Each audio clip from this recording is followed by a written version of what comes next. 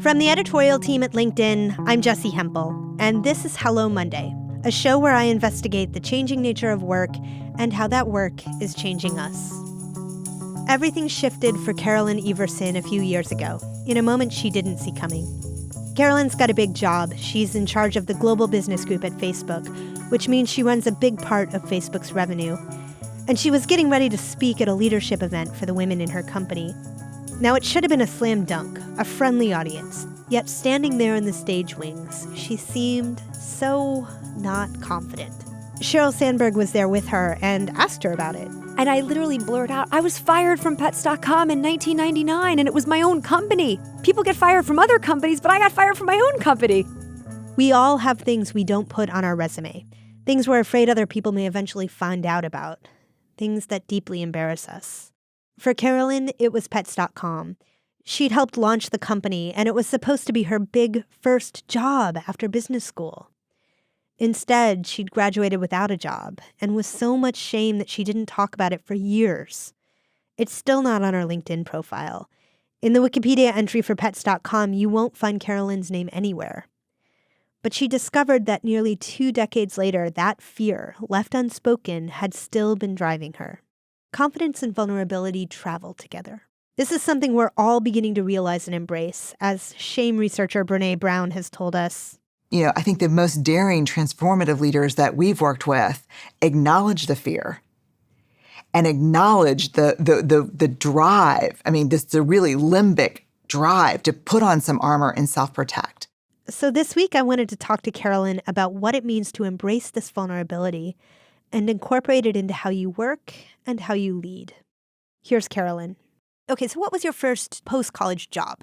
Well, when I was at Villanova, my brother, who's 10 years older than me, had already had his MBA and JD, and he was really encouraging me to go into business, like look at business opportunities. And so the two types of jobs that were coming to campus were investment banking jobs and consulting, but more on the computer consulting, like the tech consulting jobs. I wound up getting hired. I was the only person not from an Ivy and the only woman to get hired in 1993. And I started my career at Anderson, which is now Accenture. And it was a great foundation to do that at age 21. Did you have a sense that you wanted to be a career woman? I always knew I wanted to work. My mom, instilled a couple of lessons in me. I mean, she instilled many, but one was the importance of education. She said, no one can ever take away your degree, but you could get fired, ironically enough. And she also told me I need to be independent and be able to earn my own income and not be dependent on another person. And so those were instilled at a very young age. So the moment I could start earning income, I did. I babysat, I taught tennis, I worked at the local club. I mean, I did everything I could to earn my own income and my own spending money to give me that independence. That was really important to me growing up. Also, I grew up in a very middle-class family where, we did not take vacations. Like, I took a couple of vacations growing up. Like, money was tight. And so I always wanted to be able to contribute. So you went from consulting to Harvard Business School. Well, actually, I had one other step. I went from consulting to the Walt Disney Company, which was a wonderful step. And I spent about 2 years at Disney and in their Imagineering group. And so then you went to Harvard Business School. I did. While you were at Harvard, you got involved in one of the most iconic companies of the Web 1.0 era. Everybody knows the sock puppet, Pets.com. I'd love for you to tell that story. When I was at Disney, I had gotten my own dog, and I named him Pluto, which was appropriate. And one of my projects at Disney was to look at whether or not Disney could build a pet resort. Every year at that time, 18,000 dogs and cats would go into the kennel, which looked like every other kennel around the country. And I was like, this could be so interesting. Think of the characters, the Dalmatians, and Pluto would be amazing. So I had done a lot of work. That would be amazing. Right? I'm such a dog person. I still think it would be amazing. So if anyone's listening from Disney, I still think they should do it. But so I had done a ton of work on pet resorts. And so when I went into business school, it was the .com craze. Everyone was thinking about what kind of company should I start. And so I was like, well, what do I naturally love? I love pets. And I had done so much research and I knew how passionate people were about them.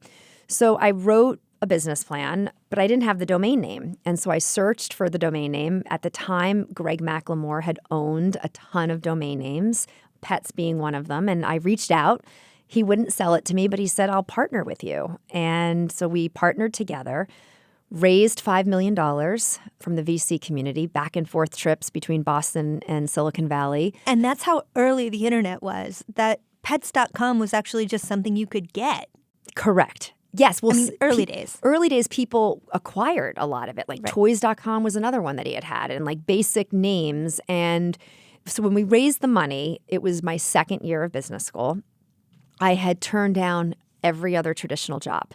So I had worked for the summer prior at Goldman Sachs and Bain. I split my summer between those two companies. I turned down every job because I was on this path. And when we raised the money, it was like this unbelievable success story. Everyone was celebrating us at school, the teachers, the dean, everyone's like, this is going to be amazing.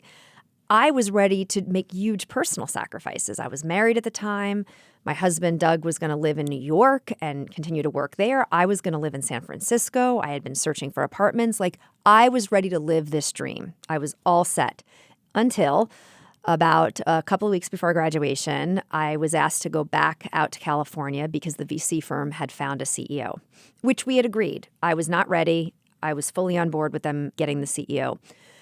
I met with her, and it was obvious in the first few minutes that she saw the business so differently than I did.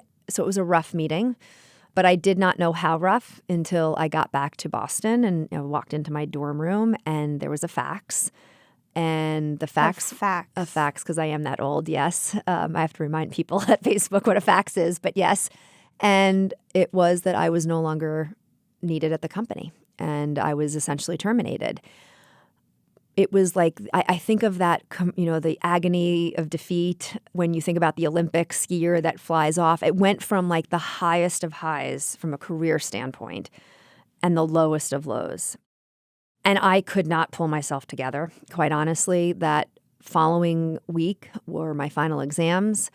I had done very well at school. I was going to graduate, in the top portion of my class. I put a baseball cap on and I cried. And I cried every single day. And I kept my head down and I would just get into the classroom. And I will say the community there was incredibly supportive. I was embarrassed, like royally embarrassed, but they were so supportive and they got me through. But I walked down that graduation path and got my degree with my family there, all proud that I had done this. But I graduated without a job and with a dream that was crushed. So this was by far and away the biggest failure that I had experienced. And I really was very ill-equipped to process it and handle it. I imagine that that's not something that you worked out just during that chapter of your life. I'm curious how that event has impacted the things that have come after it. Well, it really has impacted me substantially, and it took many years after that to realize how much it had impacted me. So right after that, I wound up doing a lot of freelance consulting work for the summer to really get my feet back on the ground and say, okay, what do I want to do? And there were about 8 other pet companies that were getting funded, and so they were very interested, but I wasn't sure I wanted to go do that because it was just so hard for me to think about, okay, I'm going to go do this with another company. So I was trying to find my own way career-wise, but I think the biggest impact that it had is it rocked my confidence more than I ever really understood for many years to come. I never talked about pets.com until I got to Facebook, and it took me a few years at Facebook. So think about it. This happened in 1999. I got to Facebook in 2011, and I did not talk about it for several years after that. So it's about 14, 15 years where it was not on my resume. It was not discussed. Only the closest people to me back then knew about it, and they weren't discussing it. And what it really, I think if I reflect on, well, what did this do to me? Every day I was afraid of getting fired. Every day. So if my boss called a meeting on Friday that was unexpected, I was definitely getting fired. If somebody left a message for me, my boss, and I missed the call, he was calling to fire me. And that really can wear you down, but Yeah. it also can motivate you. I felt like I always had to prove that I was worthy of whatever job I was in. And that really was a rocky period of time. I did well from a career standpoint. I don't think anybody, if you look back, would be like, oh, I noticed that about her. But I do now. But I also think that I lost the confidence of having my voice to speak really what I thought. And one of the most important things is you have to have and own your voice. And I've regained my voice in the last 7 years at Facebook, and that's been a big change for me. Coming up after the break, we hear from LinkedIn's managing news editor Carolyn Fairchild on why vulnerability is having a moment.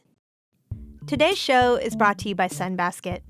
No matter your lifestyle, Sunbasket caters to your kind of healthy. And that makes a huge difference for someone like me. I get home from a long day of work, and I've got half an hour maybe to get the baby in bed and between my wife and I to figure out who's going to make supper. With a delicious meal plan like paleo, carb-conscious, gluten-free, Mediterranean, diabetes-friendly, and vegan, plus quick and easy recipes, I can enjoy a dinner full of organic produce and clean ingredients in as little as 15 minutes.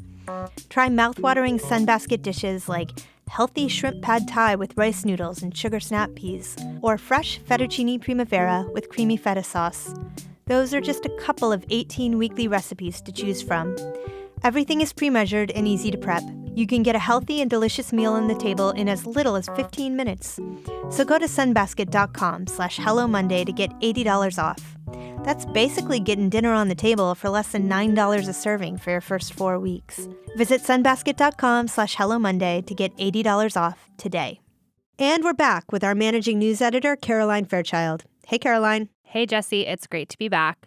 So we've heard from senior leaders for quite some time about this topic of being vulnerable in the office. But I think you and I can both say that this really hit a breaking point with Brené Brown's Netflix documentary that came out last month. Everyone was talking about it. It was like vulnerability at work was this new topic of discussion. I think it's important here to define what we mean by vulnerability. Right. It's a really misused term. And I think when people hear vulnerability, they think it just means oversharing, talking way too much about yourself at work. But in reality, it means putting yourself out there, taking emotional risks as a leader to show the people that you work with that you're human. And the work of Brené and others clearly demonstrate that to be an effective leader, you have to do this. And leaders like Carolyn have figured this out as well. It's this idea that you shouldn't be afraid to take emotional risks in the office. Why is it so important to take those risks? It's hard to come up with new ideas if being vulnerable or failing isn't acceptable. I mean, think about it. If you're not allowed to be vulnerable, then you really are in kind of a stifling work environment where new ideas won't come to bear.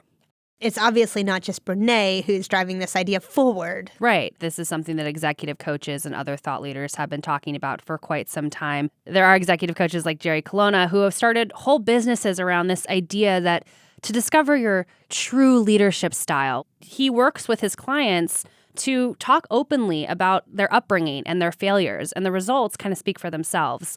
Jesse, this is something that you know a lot about because you profiled Jerry in Wired in 2017. I did. I wrote about Jerry, and what I find so interesting about his approach and why I think it resonates for so many of the startup and tech company founders that he works with is that he asks his clients to get in touch with their own feelings because he believes that it's going to make them better leaders. You don't see a lot of business coaches doing that today. I have to wonder how gender plays into this discussion as well. I mean, do men and women deal with vulnerability differently? Of course, but I do think that there are a lot of misconceptions around vulnerability and women that we need to address. For better or for worse, people hear vulnerability at work and they just conjure images in their head of like weepy women in their offices. And Jerry bucks that trend, and there are other definitions of both male and female leaders being vulnerable at work that show us that you can be vulnerable and powerful. One of my favorite examples of this is a story about Howard Schultz. He's the former chairman and CEO of Starbucks. I read it in this book that came out earlier this year called No Hard Feelings by Molly West Duffy and Liz Fosslane. So when Howard Schultz returned to Starbucks in 2008 to lead it, he cried in a meeting in front of the entire company, thousands of employees. It was right at the beginning of the recession, and the company just wasn't doing well. And he stayed up for nights trying to figure out what to do, and he realized he needed to be open with his employees about how he was feeling vulnerable as well. And it really worked. He got over 5,000 emails after the meeting from employees thanking him for just being real. Of course, Howard just didn't get up on stage and cry and let that be that. He also presented the company with a plan for how he was going to get Starbucks back on track. I like this example because I think it clearly demonstrates how being open in the office, paired with having a vision for how to move the business forward, is a winning combination for the next generation of leaders. And this is something I want to hear from listeners about too, Caroline. Do you have a story about what it means to be vulnerable at work? send us a voice memo to hellomonday@linkedin.com or post on LinkedIn using the hashtag HelloMonday. Thanks a lot, Caroline. Thanks, Jesse. Now back to my conversation with Carolyn Everson. At Facebook, Carolyn works closely with Sheryl Sandberg, the company's COO. I'm curious how you got to the aha moment where you realized that actually for many, many years you had been carrying around the fear of being fired. I was working with a coach my entire time at Facebook. So Lisa McCarthy, who's been coaching me, and she and I have known each other for years. She, in my development plan, she would always talk about my confidence issues. But we never really drilled in, I don't think, enough on like, where did it come from? She was just acutely aware that I had them, that I was intimidated sometimes to say what I really thought in meetings, and I really wasn't owning my own voice. So that was very helpful because she had been working on this with me for a number of years. But there was a moment right backstage before I was supposed to go on stage in front of about 1,000 women at Facebook's Women's Leadership Day. And Sheryl and I were backstage, and she just turned to me in the middle of a conversation. She goes, sometimes you have like these confidence issues. I probably said to her, I'm very nervous about getting out there. And she was, I think is how it happened. And I just turned back around and said, because I was fired. And she was like, she looked at me with these big wide eyes and she's like, what are you talking about? And I literally blurted out, I was fired from Pets.com in 1999 and it was my own company. People get fired from other companies, but I got fired from my own company. And she said, she had this really quizzical look and she said, well, what if I fired you right now? And I was like, my heart sank. I was like, oh my God, that was like not the reaction I was expecting. And she said, no, my point is you would be okay. And so that conversation, the work with my coach, all of it sort of pulled together for me to get back on my feet and say, okay, first of all, I got this confidence thing I need to really get my arms around. But even almost as importantly, I need to tell this story.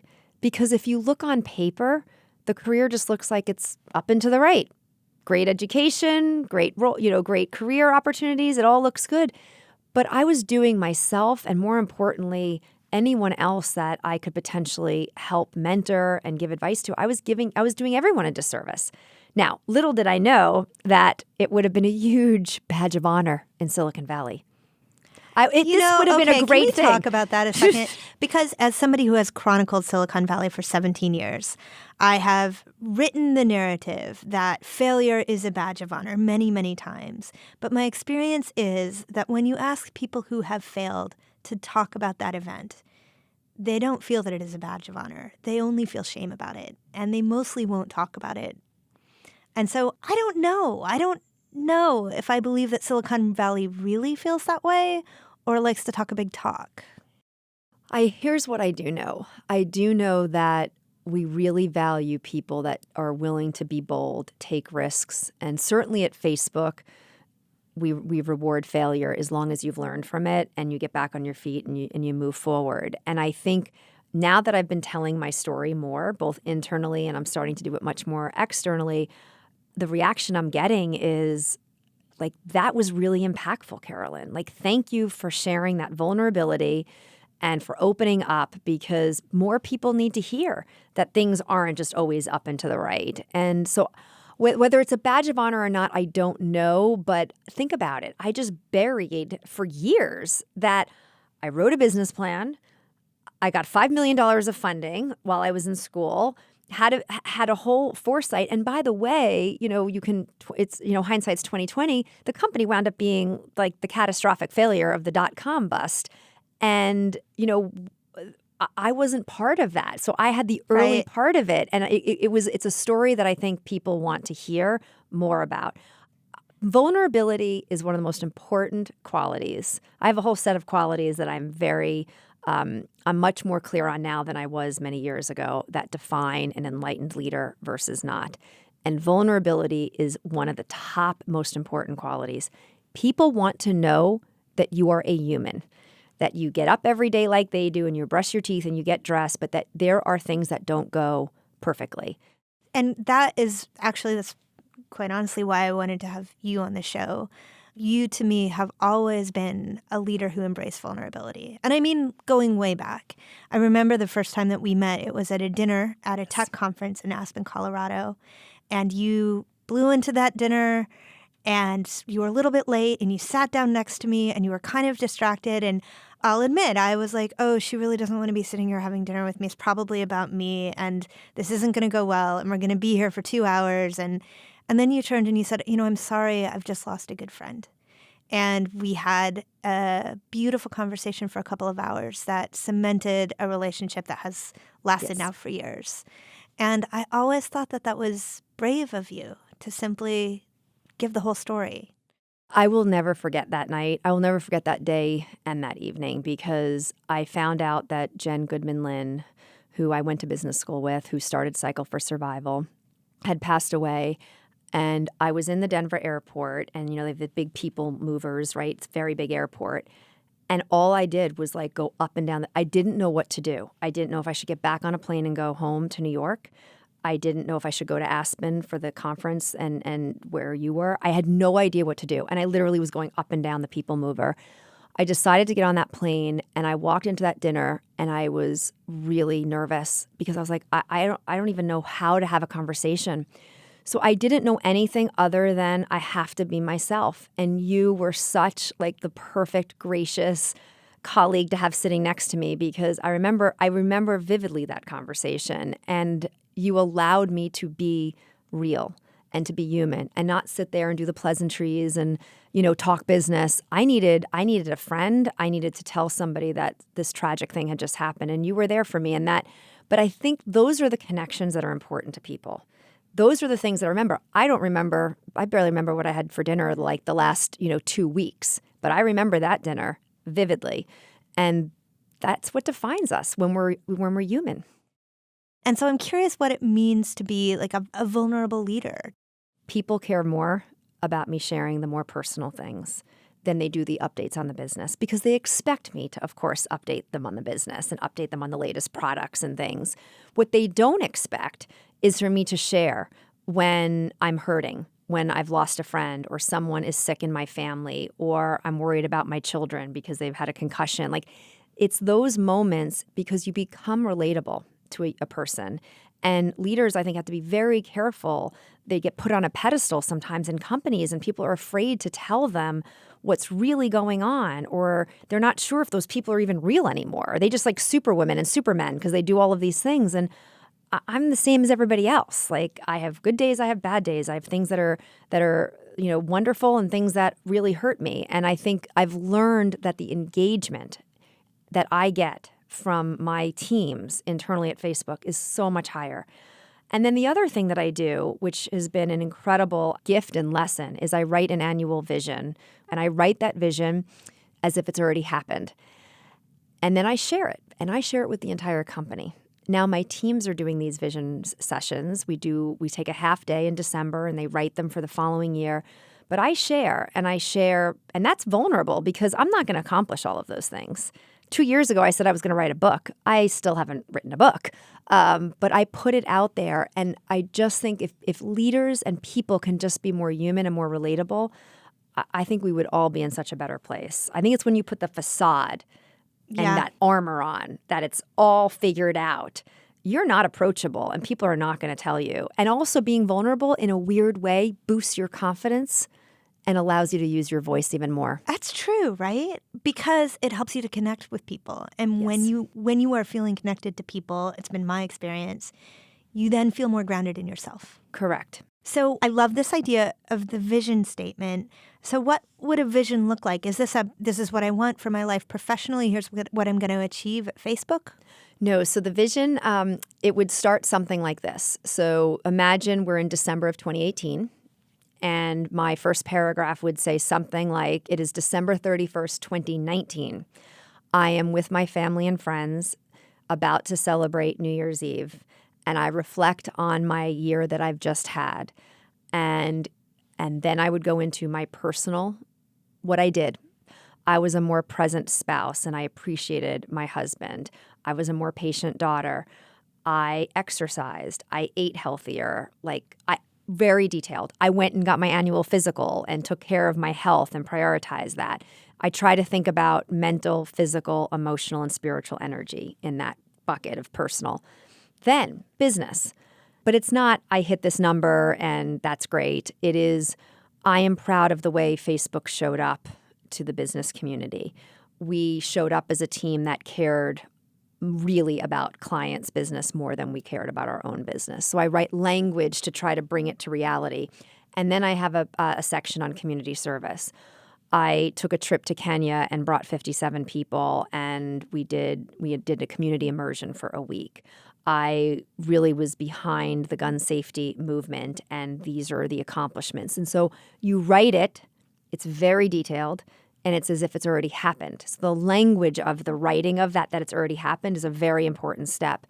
And then what the research shows is that if you share it, now you can share it with your spouse, your partner, your team, whomever, you're 42% more likely to achieve those goals because now someone else is starting to hold you accountable. Coming up after the break, Carolyn Everson tells us how things are going at Facebook. Today's show is brought to you by Capterra. We've all read some surprising online reviews, right? Whether you're trying to get a sweet deal on something you've been saving for or trying to find the best happy hour in town, it's generally a good idea to read the reviews first. So why should finding the right software for your business be any different? Capterra is the leading free online resource to help you find the best software solutions for your business. Search more than 700 specific categories of software, everything from project management to email marketing to yoga studio management software. With over 850,000 reviews of products from real software users, discover everything you need to make an informed decision. No matter what kind of software your business needs, Capterra makes it easy to discover the right solutions, fast. Join millions of people who use Capterra each month. Visit capterra.com/Hello Monday. All right, we're back with my conversation with Carolyn Everson. So you've been at Facebook now for, I guess it's only 8 years, but given that's more than half of Facebook's life, it kind of feels like a couple of generations of Facebook. What's it like to be a leader internally during that time? It's been a time of incredible transitions. I've seen the company, as you said, go from when I got to Facebook, it was only Facebook, mostly the desktop Facebook. And now we are a mobile company. We have Instagram, we have WhatsApp, we have Messenger separated out, we have Oculus, we are thinking about drones and how to provide connectivity to people. And so just the core offering of Facebook between 2011 and 2019 is just entirely different, which makes the job really interesting. But the bigger, more interesting, I think, piece of it has been to widen the aperture around what is exactly the impact of having 2.7 billion people connected, which is larger than any country in the world. What is the impact of that? And there is no global playbook. There's no mechanism to say this is how you define hate speech. This is how you define the line of freedom of speech. And we are working to create that and try to create it in a very responsible and safe way. And that has been incredibly rewarding and challenging. There's not one day that I don't wake up and think about the enormity of our responsibility. Not one day. And what I do believe, and the reason why I'm still here, and the reason why I still want to be at Facebook for many years to come, is that I deeply believe in the mission of how you bring the world closer together. We have found that has had to evolve because at first it was just about connecting people and putting the nodes out. That's not enough. People need to have a sense of community. It's very akin to what we talked about in the beginning of this podcast is people want human connections. And when they find them in positive ways, everything from the dog group that in the UK, which is like the sausage dogs, the Dachshunds. Yes, thank you, the Dachshunds. There's a group of Dachshund lovers, but in that group, you've got people that were pro-Brexit and people that were against Brexit. But when they get together, they connect on a human commonality and an interest. The more we can do that, the more we can do that type of work, I think society is going to be way better off in the long term. I think in the short term, there's a ton of challenges and issues that we have to work through. But I deeply believe in Mark's leadership. He is steadfast in trying to build something that he is going to be proud of. He's a dad of 2 girls. I have 2 girls. And he doesn't think about what's right in the next month or the next quarter. He is trying to plant flags to build something that's going to outlast his time here and certainly something that his daughters will be proud of one day. That gives me great comfort. We may make mistakes, and we do, but I feel very comfortable with the long-term direction. You've been here 8 years. Maybe you'll be here a while longer, but you are still really young in your career. When you are looking back, what will you be able to say that you've done? Well, certainly the way I've described it to my team at Facebook, no one is ever going to, at my funeral, no one's ever going to talk about how much revenue I oversaw at Facebook or how many people were on my team or how many clients or advertisers we had. No one's ever going to say that. But what I do hope they will say is that Carolyn was a leader who cared more about people than anything else. She was a leader that believed people could have exceptional careers, but also have exceptional personal lives. And that if you round that out with giving back to your community, that's a life well lived. Again, that was Carolyn Everson, Vice President of Global Marketing Solutions at Facebook. And now I want to hear from you. Do you have a story about what it means to be vulnerable at work? Send a voice memo to hellomonday@linkedin.com or post on LinkedIn using the hashtag HelloMonday. If you enjoyed listening, subscribe and rate us on Apple Podcasts. It helps new listeners find the show. And join me next week for a conversation with Michael Lombardi. He's an analyst for the NFL and host of the new podcast, The GM Shuffle. Hello Monday is a production of LinkedIn. The show was produced by Laura Sim with reporting by Caroline Fairchild. The show was mixed by Joe DeGiorgi. Florencia Ariando is head of editorial video. Dave Pond is our technical director.